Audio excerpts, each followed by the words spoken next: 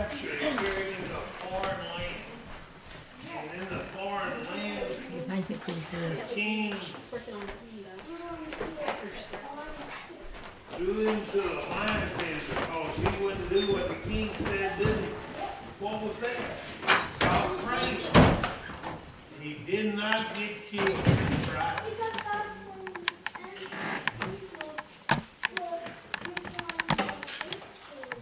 So that may be the first time it's mentioned in the Bible that God gave something lockjaw, reckon?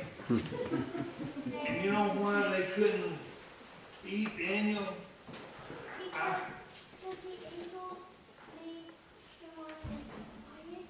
Right.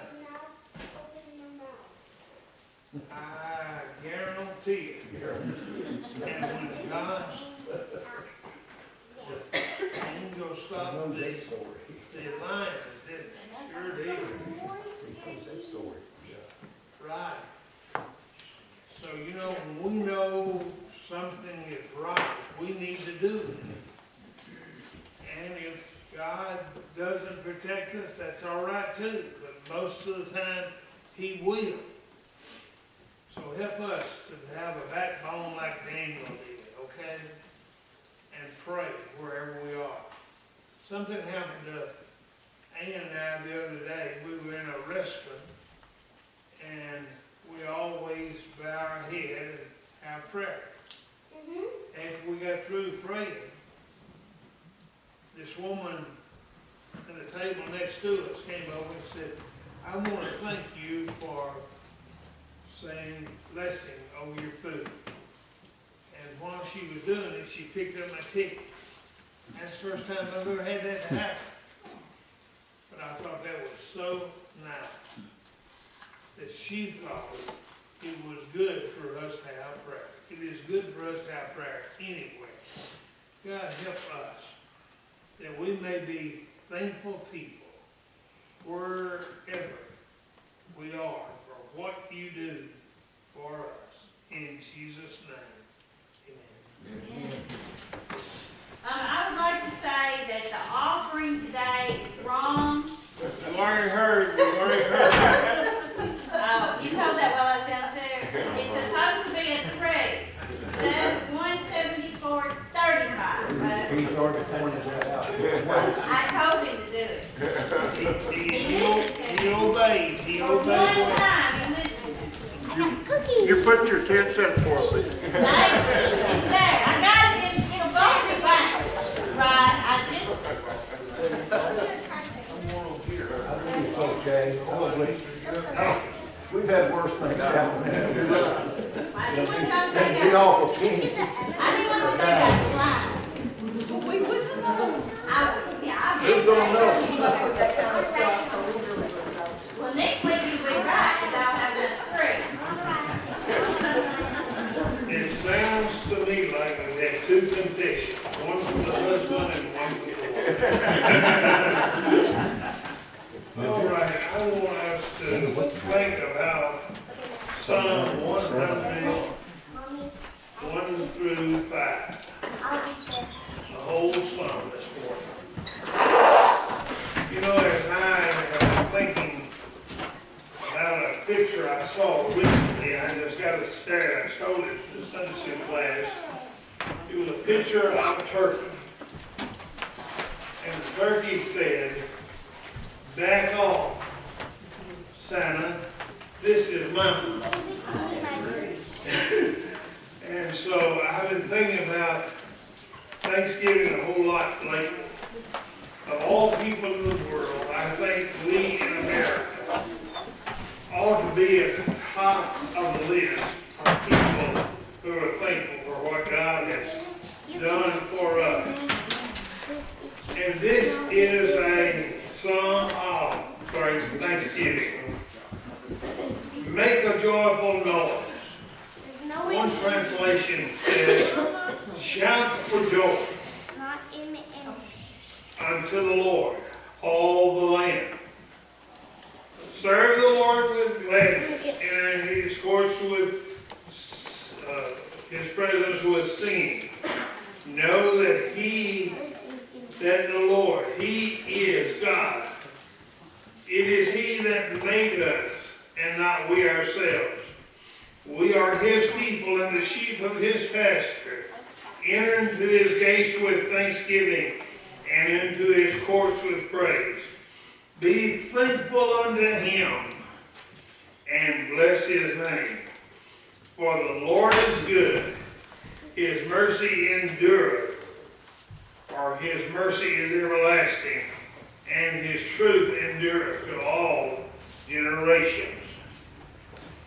I think it is important. Well, I don't know how important it is, but there are some people who make lists for Christmas.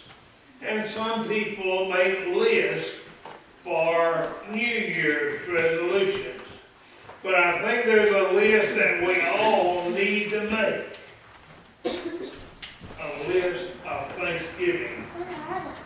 Or things. Some housewives got together and they decided they were going to make themselves a list.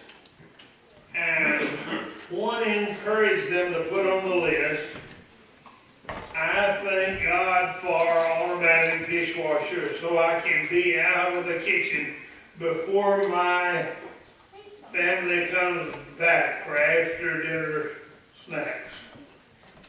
One woman said, I think we ought to say, I thank God for a husband who does little jobs around the house that it makes him smart enough to know there are some jobs that he can't do and he'll call a professional.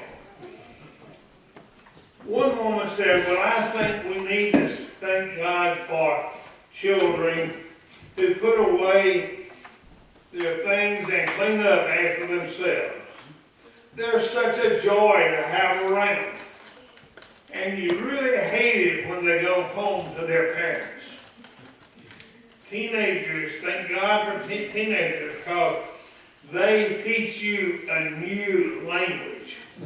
And I like this one. One woman said, I thank God for smoke alarms that tells me when the turkey is done. Well, there are things that we are to be thankful for. I read this one this past week and it really was somewhat exciting. I had never thought of it in this way. This man said, I thank God to pay taxes because it means that I have employment. And then I like another one I read this week. I thank God for my clothes being snug because it means I've had enough to eat. And another one was pretty good too, I thought. I thank God for lawns to mow, windows to wash, and gutters to clean because it means that I have a house to live in and don't have to sleep under a bridge. Well, I guess that's all right. And one other that was really stood out to me, I thank God for big, high heating bills because it means that I have stayed warm. How about that? And a lady wrote this one down. I thank God for piles of laundry because it means that I have families. I have family nearby. Well, all of us would probably make a different list. I think on my list, I would want it to have something like this. I thank God for many things in my life. For health, for family, for friends, and for a nation like America to live in spite of all of her faults. Most of all, I thank God for my salvation and the mercy God has shown to me when I have been rebellious toward Him. Because of what Jesus has done for us, we certainly ought to be thankful during this season. have you ever considered that no American living today, rich or poor,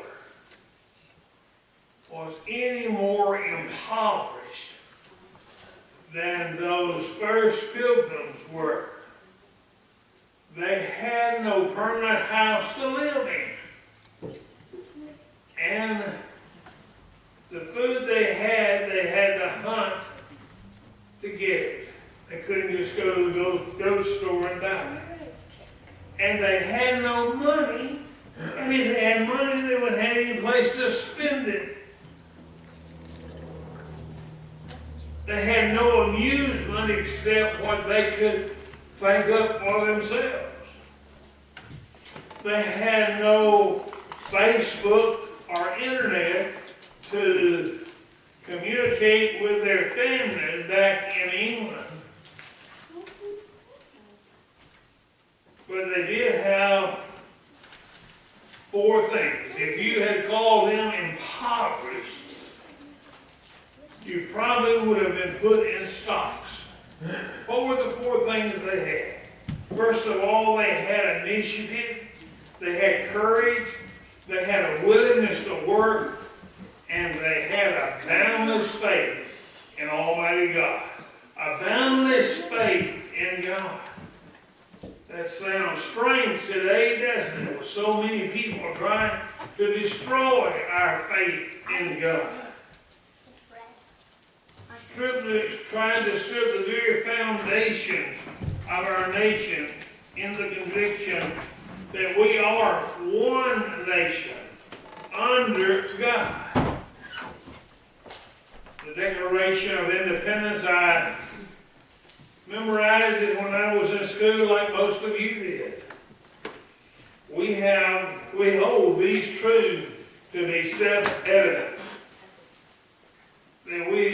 That all men are created equal, that they are endowed by their Creator with certain unalienable rights, with a firm reliance on the conviction of God's protection upon us, our lives, our fortunes, and our sacred honor. As I was thinking about the season that we're in, I know it's Thanksgiving is not for another 2 Thursdays away, but I'll not be able to be here and share with you. And so I wanted to share with you. Thanksgiving is a very unique holiday.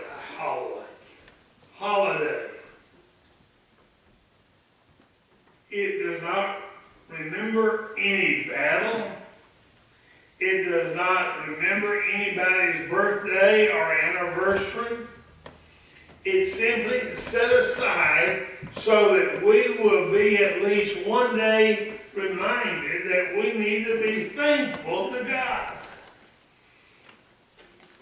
George did a good job in 1789 when he made the first public proclamation for Thanksgiving. This is what he wrote partly. By the President of the United States of America, whereas it is the duty of all nations to acknowledge the providence of God and obey His will, to be grateful for His benefits, and humbly to implore His protection and favor. Now, this is what blew my mind when I read it. Whereas both houses of Congress, did you hear that? Both houses of Congress. Both houses of Congress, what did they do? How by their joint committee request me to recommend to the people of the United States a day of public thanksgiving and prayer, to be observed and acknowledge the grateful hearts the many signals of God's favor. Now, Thanksgiving Day is going to be Thursday week. One would assume because of the example of our forefathers, and because we have so much,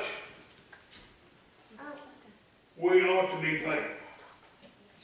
Of all the people in the world, the poorest of us are the richest. Of all the people of the world, the poorest of us are rich. But often it is true that the more we have, the less thankful we are to God for it. I read an illustration this week that I thought sounds so much like so many. In Mexico, there is a place where there are two springs close together. One a boiling hot spring, and the other a cold spring. As a guide in Mexico carried a tourist by and saw this, the tourist said, "These women must be thankful to God to have two springs, hot and cold, so close together, where they can wash their clothes and rinse them." And the guy said, "No, senor, they are not. They grumble all the time because God did not give them so." Well, that's too much the way we are. So Psalms 100 was written not to us as such, but it does certainly apply to us. It was written to the children of Israel, because the children of Israel, God had told them, when you get into the promised land and settle down in your houses and you have plenty to eat, don't forget me. I led you out of the wilderness and brought you into the land flowing with milk and honey. But it didn't take very long to realize that these people needed a reminder. Maybe God had us in mind too. As you read Psalm 100, it says, "Make a joyful noise unto the Lord, all the people, or all the earth, or all the land," according to which translation you're reading. But notice the last word, two words in Psalm 100. His mercy, truth, endure to all generations. To all generations.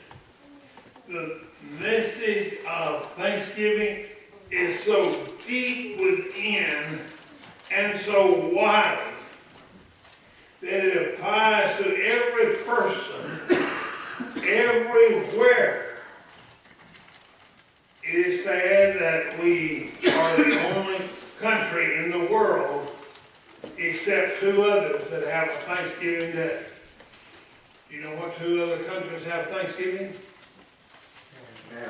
Canada's one. Philippines is the other. You know, I was thinking, if every country had a Thanksgiving Day, maybe we could enjoy life like the people did when the Berlin Wall came down. I have had enough food. I have gorged myself. Is the way we judge whether or not Thanksgiving has been a good day. We let the thing determine how good God has been to us. But notice you will the emphasis in this first, or this 100th Psalm. The emphasis is not so much on us as it is on the Lord. Notice the Lord in verse 1, in verse 2, in verse 3, in verse 4, it's talking about Him. His course. His name. Notice in verse 5, Lord again. I've never read the book that Alex Haley wrote. I watched part of the movie of Roots. But someone went into Alex Haley's one time and he noticed something very unusual. It was a turtle on top of a fence post. And they asked, Alex, why do you have that turtle picture in your office? These are his words. Every time I write something significant, every time I read my words and think that they are wonderful and begin to feel proud of myself, I look at the turtle on top of the fence post and remember that he didn't get there by himself. He had help. And that, my friend, is true with all of us. We are where we are because we've had help. And the primary help is the Lord. So let's look at this psalm in a little bit more detail. I see at least 5, and there's more, but they are all gathered under 5 commands. The first command is make a joyful noise. Or as one translation, shout to the Lord. All the earth, all the land. Shout to the Lord means put it forth like a trumpet blast. Shout to the Lord. Maybe He solved your problem. Maybe He's given you directions to go in situations you did not understand the direction. Maybe He has provided blessings that have come only from Almighty God. So from the depth of revealing something worthy to us, we must be eager to proclaim it. That is what the psalmist is saying. Suddenly you realize that God has been so good that you just can't keep it inside. And that ought to be true with every one of us. And the second command is somewhat similar. It says, serve the Lord with gladness. As I read that, these thoughts came to mind. The psalmist did not say, serve the preacher. He did not say, serve the church. He did not say, serve the music leader. It said, serve the Lord with gladness. How do we serve the Lord? Well, this thing that we're doing through the boxes, hunger boxes, what we're doing through the Christmas child. Why I say that that's serving the Lord? Well, Matthew chapter 25, verse 40 says, unto as much as you have done it unto one of the least of these my brethren, you have done it unto me. So, this psalm says, serve with gladness. So when we get up in the morning, I got a little picture on Facebook of a puppy. Oh, I'm so glad it's Saturday because tomorrow is Sunday and I can go to church. But instead of being so excited about going to church, oh no, not again. But the third commandment comes in verse 2 also. Come before his presence with singing. Come before him. One translation says, with a joyful song. Not with our face downturned, but a joyful song. Psalm 98 verse 4 says, make a joyful noise unto the Lord. Now friend, there are many things I can't do, but I can make a joyful noise unto the Lord. God says, I want you to be happy. I want you to shout with joy. I want you to serve with gladness. The psalmist says, come before him and serve him. Sing his praises with joy in your heart. Now the fourth one doesn't have the Lord's name, but it has the word his. And that his is referring to the Lord. You know, well, look there in verse 4. No,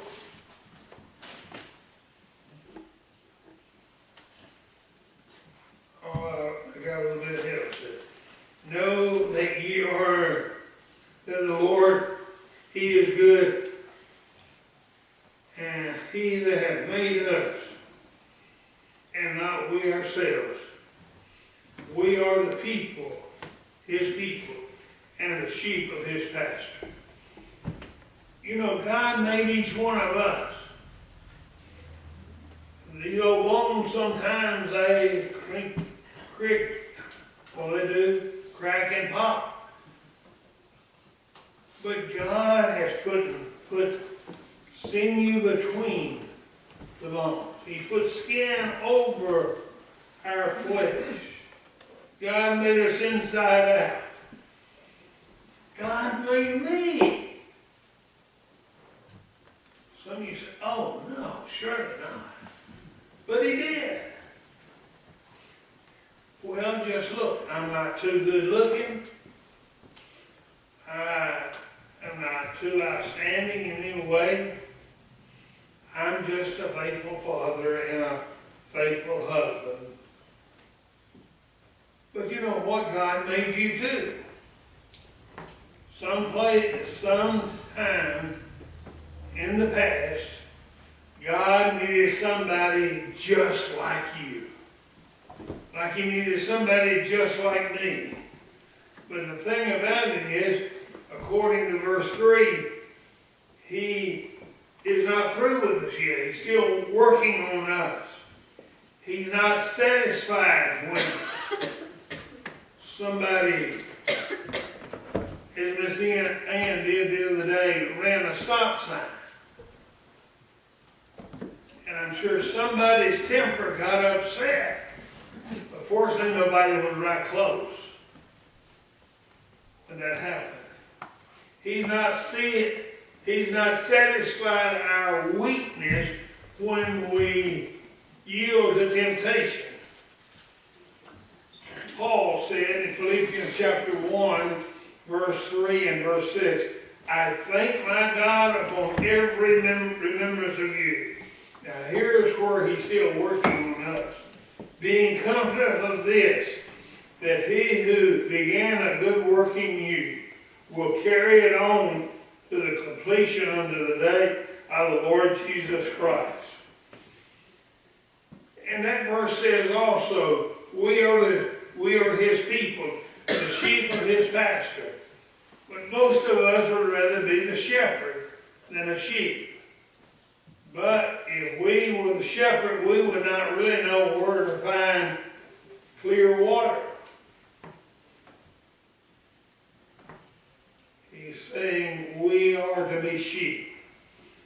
And he's saying to us, let me be the shepherd.